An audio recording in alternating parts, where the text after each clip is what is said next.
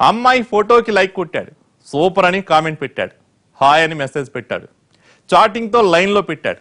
ఆ పరిచయం ప్రేమగా మారింది. పెళ్లి ప్రస్తావన వచ్చేసరికి కథ అర్థం తిరిగింది. ప్రేమ ప్రేమ అంటూ అమ్మాయితో షికార్లు కొట్టిన ఆ కుర్రాడు పెళ్లి మాట ఎత్తేసరికి ప్రియురాల్ని చంపేస్తాడు. హైదరాబాద్లో జరిగిన ఈ దారుణం ఫేస్బుక్ ప్రేమికులకు గుణపాఠం.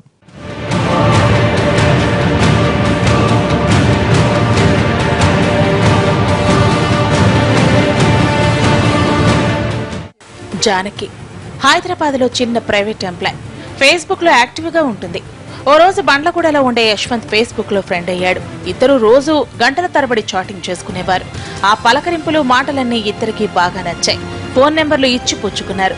ఫేస్బుక్ లో చాటింగ్ నుంచి ఫోన్ లో టాకింగ్ వరకు వచ్చింది మ్యాటర్. తర్వాత ఇద్దరు బయట కలిసి తిరగడం మొదలు పెట్టారు. ప్రేమించుకున్నారు. నిన్న పెళ్లి చేసుకుంటానని యశ్వంత్ మాట ఇవ్వడంతో ఇద్దరి ప్రేమ వ్యవహారం హద్దులు దాటేసింది. చివరకు పెళ్లి మాట ఎత్తేసరికి అతగాడు మొహం చాటేయటం మొదలుపెట్టాడు. ప్రియురాలపై మోజు తీరగానే తప్పించుకు తిరిగాడు. దీంతో జానకి నిలదీసింది. నలుగురి ముందు విషయం బయట పెడతానని వార్నింగ్ ఇచ్చింది. అదే జరిగితే తన పరువు పోతుందనుకున్నాడో ఏమో ఓ పెద్ద స్కెచ్ చేశాడు ఈ నీచుడు. బండ్లగూడలోని తన రూమ్ కు రమ్మని కబురు పెట్టాడు. దీంతో ఏం ఆలోచించకుండా జానకి వెళ్లింది. మరోసారి పెళ్లి ప్రస్తావన తీసుకొచ్చింది జానకి. ఎలాగైనా వదిలించుకోవాలని చూసిన యశ్వంత్ జానకి గొంతు నులిమి చంపేశాడు.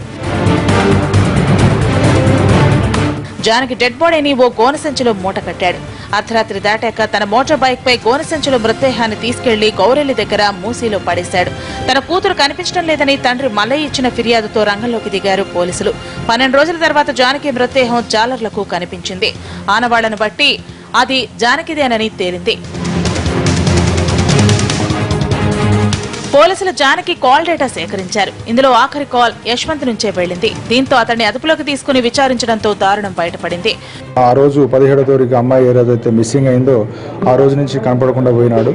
ఆ రోజు యొక్క మేము సైంటిఫిక్గా కాల్ డీటెయిల్స్ కానీ అవి వేరే అనాలిసిస్ చేయడంతో ఇద్దరికి కూడా ఆ రోజు కాల్ డీటెయిల్స్ మరియు లొకేషన్స్ అన్ని ఒక దగ్గర ఉండడంతో అతని మీద అనుమానం వచ్చేసి అతన్ని గట్టిగా ప్రశ్నించడంతో తను చేసిన నేరాన్ని ఒప్పుకోవడం. ఫేస్బుక్ పరిచయాలు, ప్రేమలు చివరకు ఎలా ముగుస్తాయనడానికి గతంలో ఎన్నో ఉదాహరణలు ఉన్నాయి. అలాంటిదే ఈ ఉదాహరణ కూడా. ఇలాంటి మోసగాళ్ల మాటలు నమ్మి జీవితాలు నాశనం చేసుకోవద్దని సూచిస్తున్నారు పోలీసులు.